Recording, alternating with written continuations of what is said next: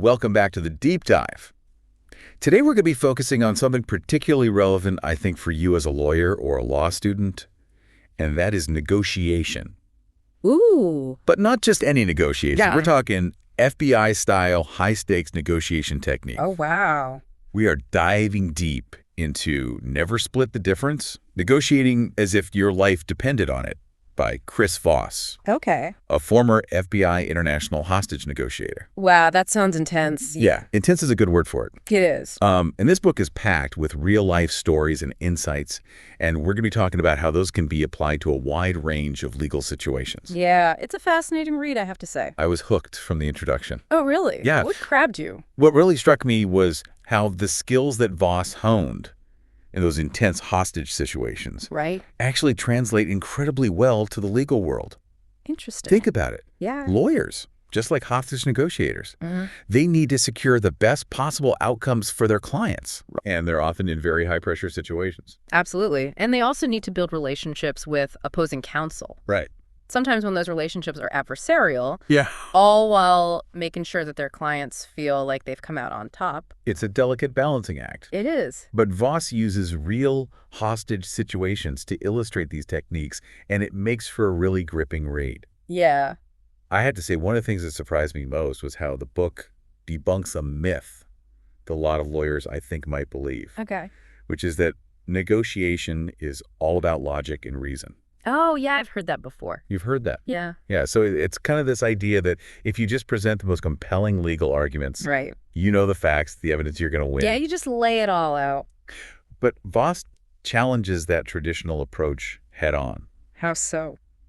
Well, he introduces this concept of cognitive bias, Okay. which essentially means that even the sharpest legal minds can be influenced by these unconscious brain processes that distort our perceptions. So our brains are working against us in a way. In a way, yes. Wow. And so emotions, they play a much bigger role than we might initially think. So it's not just about the black letter law. Not at all. It's about understanding the psychology Fascinating. of the people involved. And that's a game changer, I think, for how we approach legal negotiations. Absolutely. I completely agree. So Voss breaks down thinking into two systems, System 1 and System 2. Okay. System 1 is our emotional instinctive side. Our gut reactions. That's right. Our gut reactions, while System 2 is our rational analytical side. Okay. So traditional legal education focuses very heavily on System 2, Right. honing those critical thinking skills. Makes sense. Right. Yeah.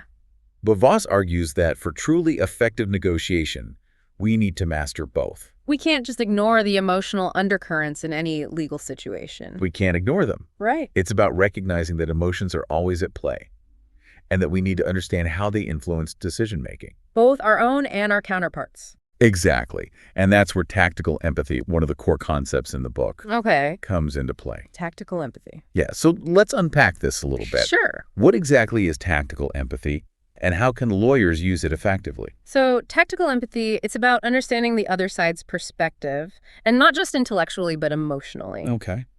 And crucially, you use labels to validate those emotions. So give me an example of what this might look like in a real legal negotiation. Okay, imagine you're in a tense negotiation with opposing counsel. Right. Instead of arguing against their point, you might say something like, "It seems like you're concerned about the potential for future litigation." Okay, so you're not necessarily agreeing with them, Right. but you are acknowledging their feelings. Exactly. And that can help to kind of de-escalate the situation a little bit. Exactly. It creates a sense of understanding. Okay. It can help uncover their underlying needs and motivations, which can lead to a more productive dialogue. Now, this next technique sounds incredibly simple, but the book claims it's incredibly effective, and it's called mirroring. Mirroring. Mirroring. Yeah. What is that? Have you heard of this? I have not. So mirroring is a surprisingly powerful tool, Okay. and it involves repeating back the last 3 words of what someone just said. Oh, This might seem a little strange at first. it does sound a little strange. It does. Yeah. But it actually triggers this unconscious instinct in the other person to elaborate and explain their thinking. Interesting. So, for example, if opposing counsel says, "We're not willing to budge on this particular clause," Okay. you could mirror by saying, "Budge on this clause." Budge on this clause. Yeah. Okay. And that simple act of mirroring might prompt them to explain why that clause is so important to them, Right. giving you valuable insights into their position.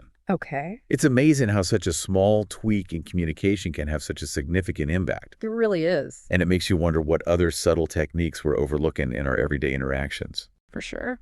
Now, speaking of counterintuitive techniques, the book also emphasizes the power of no in negotiations. No. No. That goes against everything we're taught as lawyers, right? It does. We're Right. always striving for a yes. We're always striving for a yes. Yeah. For that win-in argument. Right. We want to get our way. But Voss argues that no can actually be a powerful tool in negotiations because it allows the other side to feel safe. Safe how? Safe in control.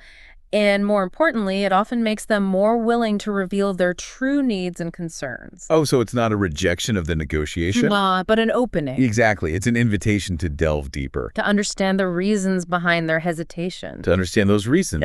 Yeah. Then once you understand those reasons, you can start to address them in a way that builds trust and moves the negotiation forward. Interesting. So how do we get past that initial no and guide the conversation in a more productive direction? Right, because that is the goal. That is the goal. Yeah. The book mentions something called calibrated questions. Calibrated questions. Yes. Have you heard of this? I've not heard of that, no. So calibrated questions are a fantastic technique for subtly guiding the negotiation without coming across as pushy or controlling. Okay.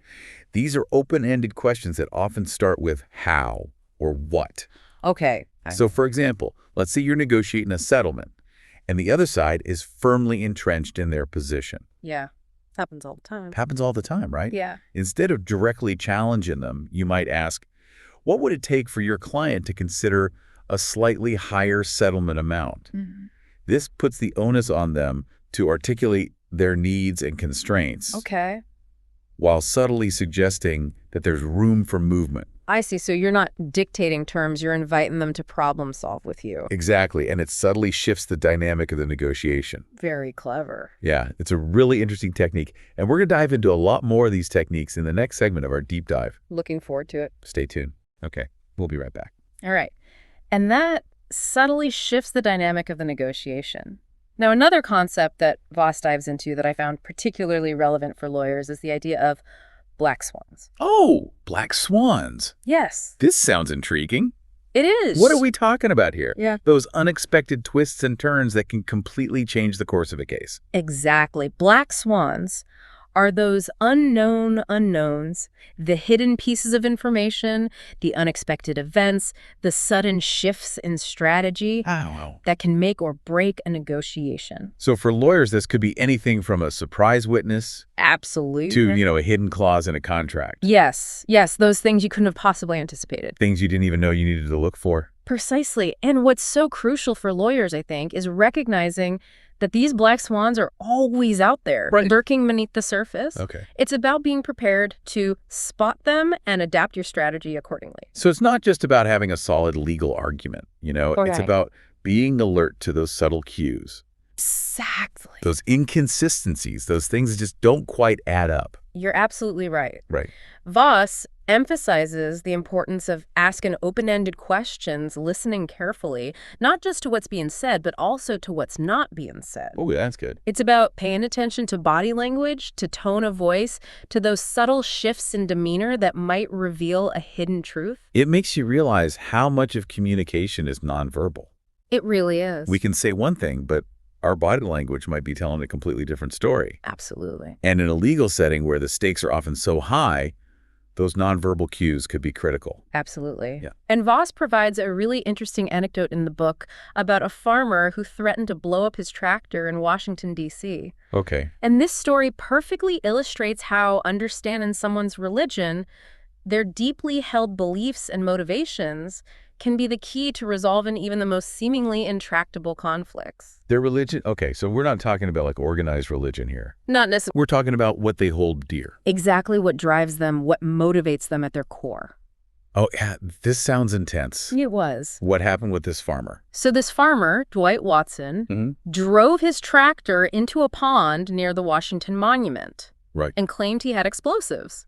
Wow. On the surface, it seemed like a protest against government policies that he felt were hurting tobacco farmers. Okay, a pretty extreme way to make a statement. It was, But as the negotiators talked to him, they started to realize that it wasn't just about the money or the policies. Okay. It was about something much deeper. There was more to this story than met the eye. Yes. It turned out that Watson felt completely ignored and powerless. Okay. He felt like his entire way of life was being destroyed. Yeah. And this was his desperate attempt to make his voice heard. So the negotiators had to look beyond his surface demands to really understand what was driving him. Exactly. They had to understand his religion, Right. his deeply held beliefs about fairness and justice. Right. And once they did, they were able to address his core need to be heard. And how did they do that? They assured him that his message had gotten through, Okay. that people were listening. And that was enough to diffuse the situation. It was. It's amazing how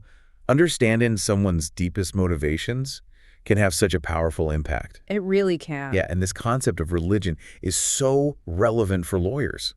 Absolutely. Right. It's about understanding that every client, every opposing counsel, every judge has a set of deeply held beliefs that shape their worldview Yes. and influence their decisions. Absolutely. So if you can tap into those beliefs, you could start to build bridges and find common ground. Yes, it's about seeing the human behind the legal arguments. The human behind the legal arguments, I love that. No, another insightful concept that Voss discusses in the book is that people have different bargaining styles. Okay. And understanding these styles can be incredibly helpful for lawyers. Oh, this is fascinating. Yeah. I was been curious about how personality plays into negotiations. Yeah. Well, Voss categorizes people into three main bargaining styles. Okay. Analyst, accommodator, Okay. and assertive. Okay. Let's break those down. Sure. What are the hallmarks of each style, and how can lawyers tailor their approach based on who they're dealing with? Okay, so first we have the analysts. Right, the analyst. Analysts are methodical, detail-oriented, and they love data. Yeah. They come to the negotiation table armed with facts, figures, and precedents. Okay. They thrive on logic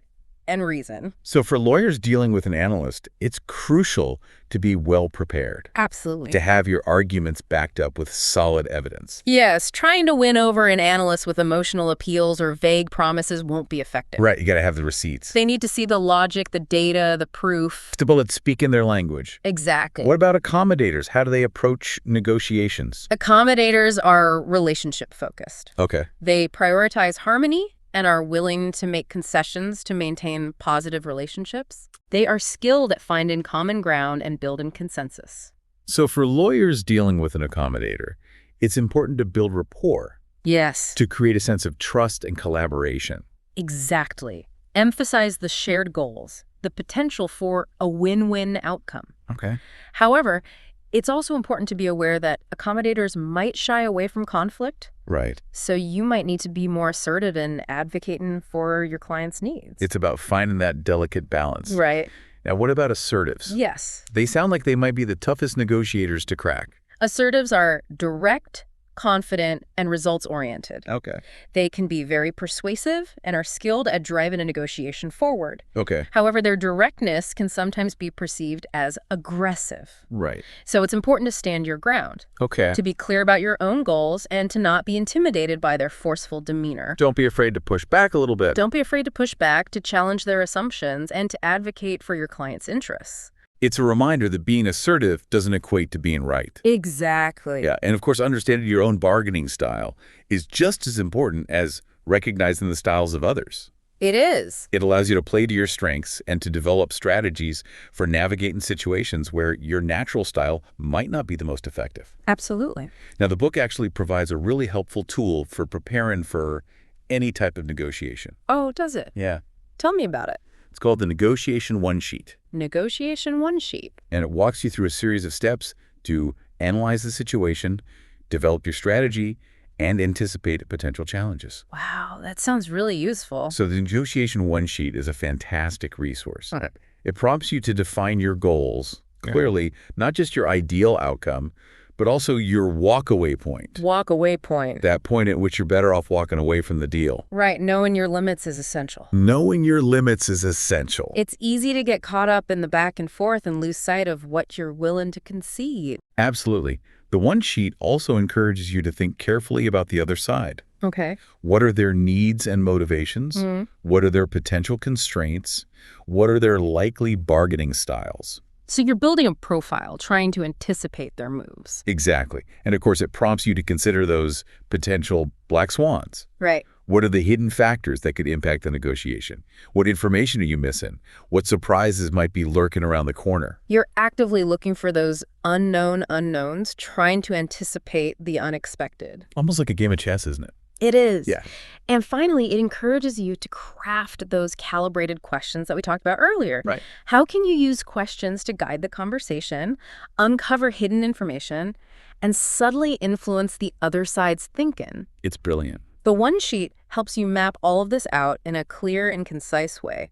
It sounds incredibly helpful, especially for those high-stakes negotiations where preparation is key. The book also touches on how these negotiation techniques can be applied in the courtroom. Oh, in the courtroom. Yeah, I imagine the courtroom setting is much more formal and structured than a typical negotiation. It is, but the underlying principles of human psychology are still at play. Right. Understanding those principles and applying them strategically can be invaluable for lawyers. So even though you're operating within a set of legal rules and procedures, you can still use these techniques to influence the outcome. Absolutely. For instance, crafting your questions carefully, even during cross-examination, can make a big difference. Oh, how so?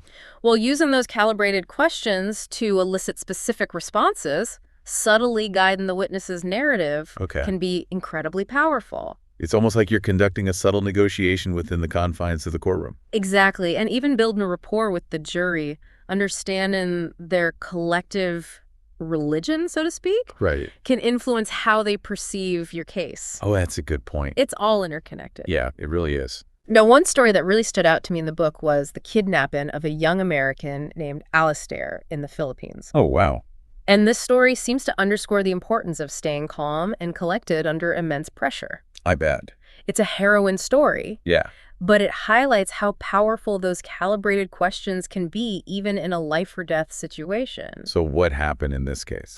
So Alistair was kidnapped by a taxi driver who was involved with a criminal gang. Okay. They were demanding a huge ransom, and the situation was incredibly tense. I can't even imagine what Alistair and his family must have been going through. It was a nightmare scenario. Yeah. Voss and his team were brought in to negotiate, and they knew they couldn't just barge in with force. Right. It was about establishing a connection with the kidnapper, understanding his motivations, and finding a way to guide him towards a peaceful resolution. So they had to tread very carefully. Yes, tactical empathy was crucial. Right. They used mirroring and labeling to build rapport with the kidnapper, while being extremely careful not to trigger any aggression. Yeah, it sounds like a delicate balancing act. It was, but they also couldn't appear weak or desperate. Right. They had to project a sense of calm, confidence, and control. Right. All while trying to understand what was driving the kidnapper's actions. So how did they manage to turn the situation around? They used a series of carefully calibrated how and what questions to subtly nudge the kidnapper toward a more reasonable position. Can you give us an example of a question they used? One of the most powerful questions they asked was, how am I supposed to do that? Okay. The kidnappers were demanding a ransom that was simply impossible for Alistair's family to pay. Ah, nice. So by asking that question, they were subtly shifting the burden of problem solving onto the kidnapper. Right. Forcing him to confront the unrealistic nature of his demands. It's brilliant. And it worked. Huh. The kidnapper began to realize that his demands were impractical. Yeah. And started to consider alternative solutions. It's remarkable how a seemingly simple question can have such a profound impact on a negotiation. It is. And that's what this book really drives home. Yeah. Those subtle psychological nudges. Right. Those carefully crafted questions. Yeah. Those seemingly insignificant shifts in language can completely change the trajectory of a conversation. It's about understanding the psychology behind communication. Yes. And using that knowledge to achieve better outcomes, not just in high-pressure situations, Right. but in our everyday interactions as lawyers. Absolutely. And another key technique that Voss highlights is the power of using the phrase, "that's right." That's right. That's right. It sounds so basic. I know. How can that possibly be so effective? Well, it might seem simple, but it's incredibly potent. Okay. By getting the other side to say, that's right, Okay. you're essentially getting them to agree with your framing of the situation. So you're subtly leading them towards your perspective without them even realizing it. Exactly. It creates a sense of momentum and agreement. Making it harder for them to backtrack or resist your suggestions later on. So it's like planting a seed of agreement in their minds. Precisely. And another phrase that Voss uses frequently is, help me understand. Oh, yeah. Help me understand. Yes. That seems like a genuine way to show that you're listening It is. and trying to see things from their point of view. It is. But it also subtly shifts the power dynamic. How so? By asking for help, you're acknowledging their expertise and making them feel like they're in control. So you're lowering their defenses Yes. and making them more open to collaboration. Exactly. It's a way of saying, I need your help to solve this problem, Right. which makes them more likely to work with you towards a solution. It's fascinating how these subtle shifts in language can have such a big impact on the dynamics of a negotiation. I agree. Now, not all lawyers are naturally gifted negotiators. Right. Some might be more comfortable with legal research and writing than with face-to-face persuasion. That's true, but the good news is that negotiation is a skill that can be learned and improved with practice. So you're saying that even the most introverted, bookish lawyer can become a master negotiator? Absolutely. Wow. It's all about understanding the principles, practicing the techniques, Yeah. and then applying them in real-world situations. And Voss's book provides a practical roadmap for doing just that. Exactly. That's great. It really is. I think it's encouraging to know that these skills can be developed. It is. Now, you've obviously had extensive experience in high-stakes negotiations. Yes. Both as a hostage negotiator and now as a consultant and author. Right. What's the biggest lesson you've learned about what it takes to be successful in those pressure cooker situations? Preparation is key. Preparation. Yes. You can never be over-prepared for a negotiation. So it's not about just winging it and hoping for the best. Definitely not. Yeah. The more thoroughly you prepare, the better equipped you'll be to handle whatever curveballs come your way. So what are some key things that lawyers should focus on when preparing for a negotiation? Well, first and foremost, you need to understand your goals. Okay. What are you trying to achieve? Okay. What are your absolute non-negotiables? Got it. What concessions are you willing to make? Right. And what are you absolutely not willing to give up? It's about knowing your limits and being crystal clear about what you want to accomplish. Exactly. And then just as important, you need to research the other side as thoroughly as possible. Okay. What are their needs? Yeah. Their motivations? Okay. Their potential weaknesses? What's their likely bargaining style? It's like doing your due diligence before going into a major trial. It is. You need to know your opponent inside and out. Precisely. And of course, you need to be prepared for those black swans, Right. those unforeseen factors that could completely change the game. And that's where that mindset of curiosity and open-mindedness comes in, right? Absolutely. Being willing to challenge your assumptions and to be on the lookout for those subtle clues that might reveal something you hadn't considered. You're absolutely right. Yeah. And all of this comes down to honing your emotional intelligence.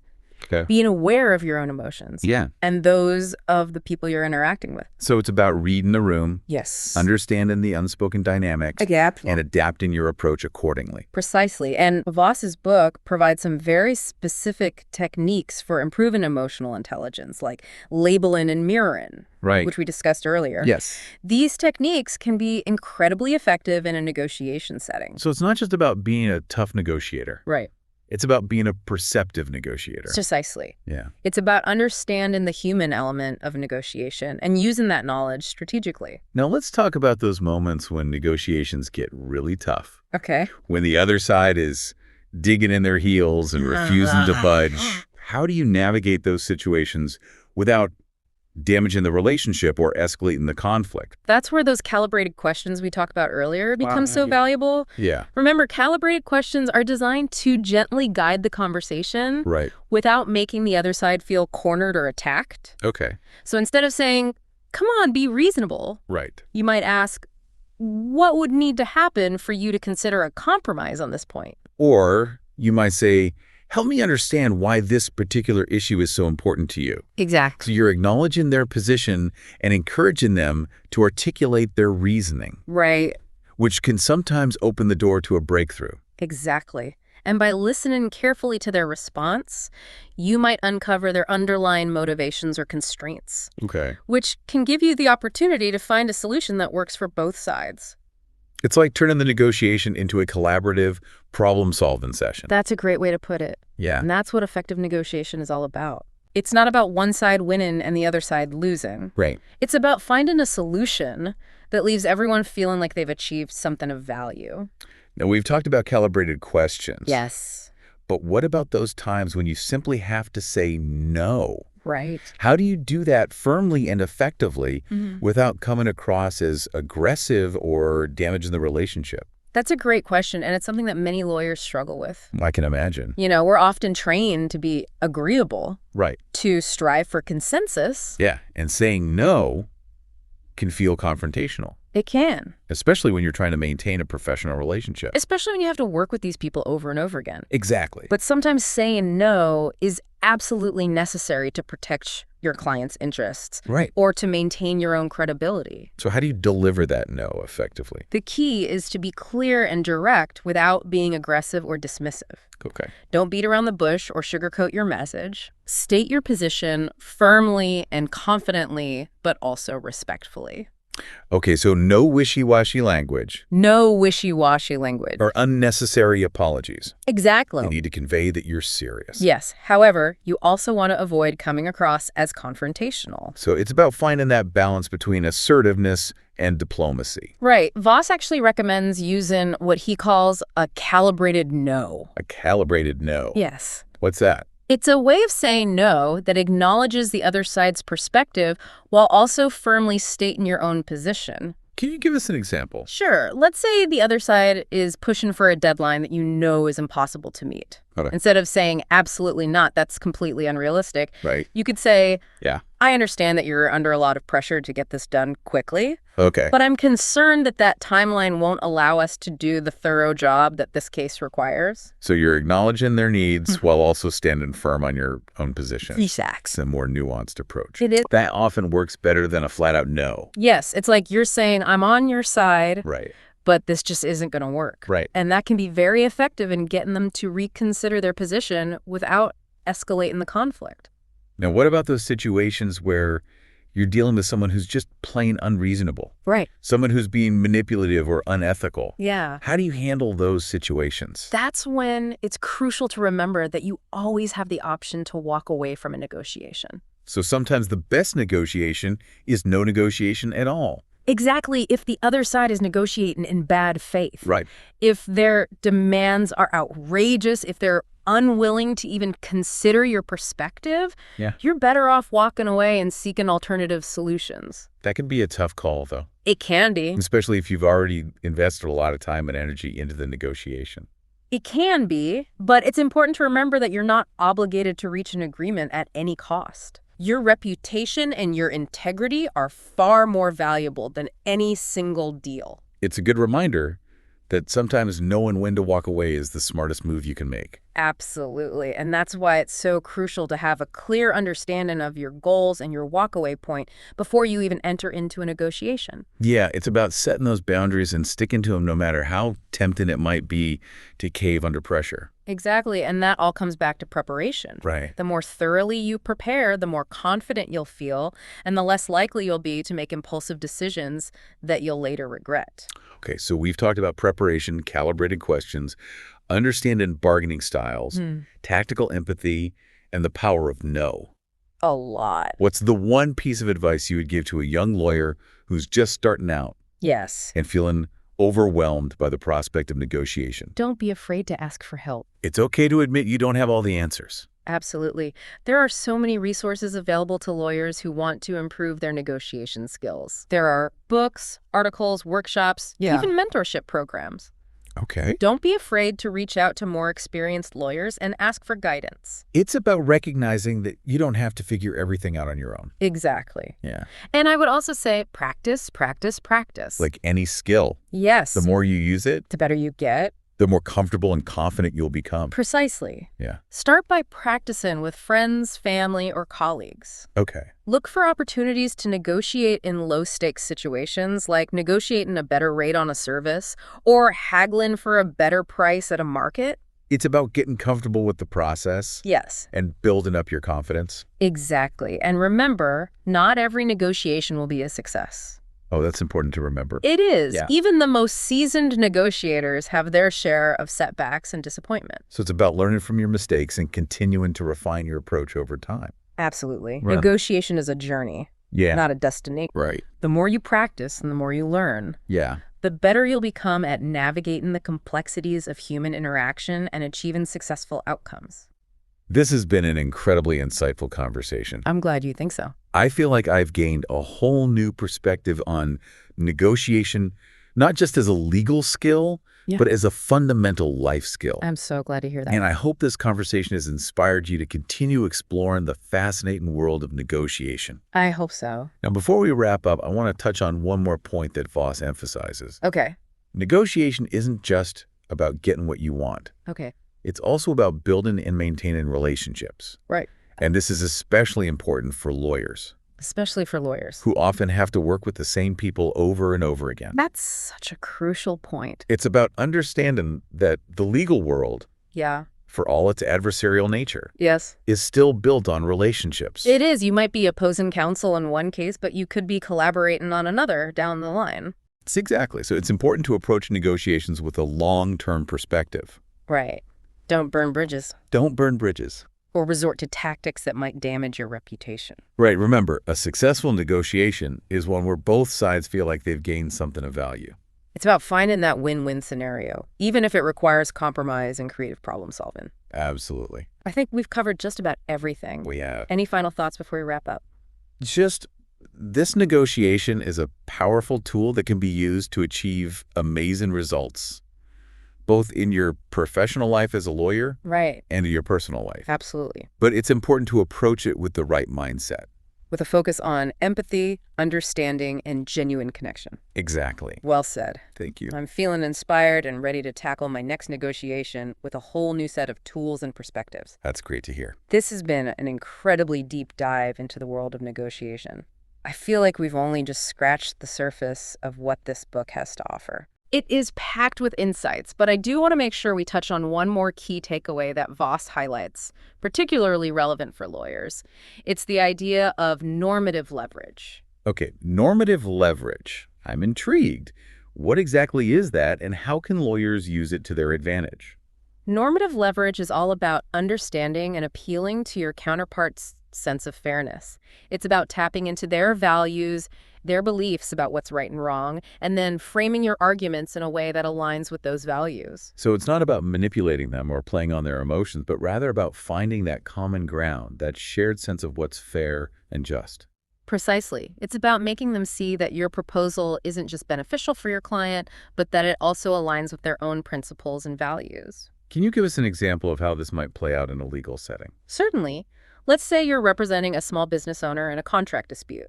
The other side, a much larger corporation, is trying to enforce a clause that you believe is unfair and one-sided. A classic David versus Goliath scenario. Indeed. Now, instead of simply arguing about the legality of the clause, you could do some research into the corporation's public statements, their mission statement, their code of ethics. See if you can find anything that emphasizes fairness, integrity, or a commitment to supporting small businesses. So you're looking for evidence that their actions contradict their stated value. Exactly. And once you've found that evidence, you can use it to your advantage in the negotiation. You can say something like, look, your company prides itself on its commitment to fairness and ethical business practices. Enforcing this clause would directly contradict those values. So you're calling them out, holding them accountable to their own standards. You could say that, and it can be surprisingly effective.